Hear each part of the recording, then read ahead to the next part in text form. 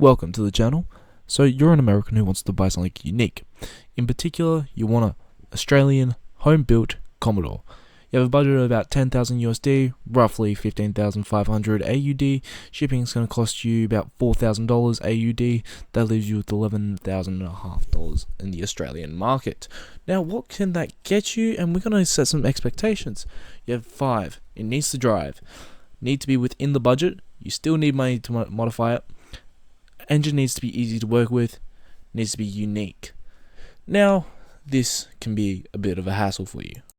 Okay, so with those out of the way and a little bit of research, you have found out that Commodores were built in Adelaide, where the crackheads are, and reasonably, they are the cheapest there. Looking at engines, V8's too expensive, and the hardest to work with are the alloy tech, and city-based cars, which leaves out every car, VZs and above, are out of the picture.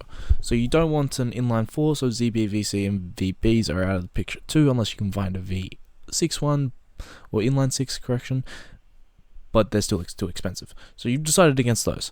Also, you don't want a German knockoff anyway. The VH looks nice, but is out of your price range, same with the VK, so let's leave with you to the VL to the VY. The VL is hard to find due to the major want for the Commodore with an RB30. The VY is too new to import, so are some of the second series VUs and VXs, and you don't really want a curvy body anyway, so that leaves you with the VL to the VS.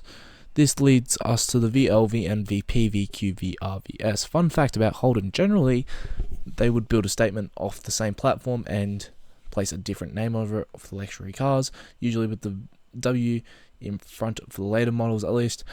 That's what a VQ is if you didn't see it in the Every Commodore Ever video. We'll be making an Every Statesman Ever video. VQ are a little bit pricier side, average 12k, so you decide against it. If you go on to look at badges and more unique ones, before VR, average price of VL is 20k or so for one of those running, so that's a no. And you go look at the VN, looks nice but coming harder to find, so you look at the VP. Had little models built but still relatively cheap, costing average around 5k. You settle on that because chop springs still on one that has chop springs, still runs and drives with the V6 Buick.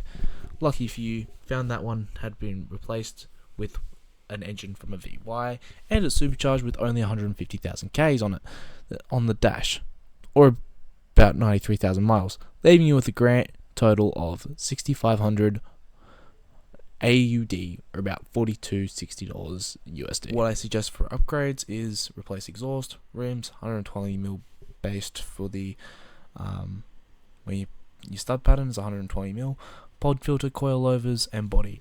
Just buying rims in Australia, if you find a good second-hand pair and get a very nice guy, you're buying the car off, chuck them in the back of your car. Anyway, I hope you enjoyed this video. I had a lot of fun writing it, and I hope this is helpful to any Americans who are looking at importing Commodores.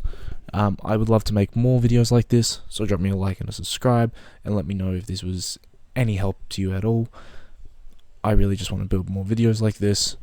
Tell me if you want me to do a more in-depth one that's longer, anything like that. Anyway, see you guys, have a great day. This is the Pelican Man.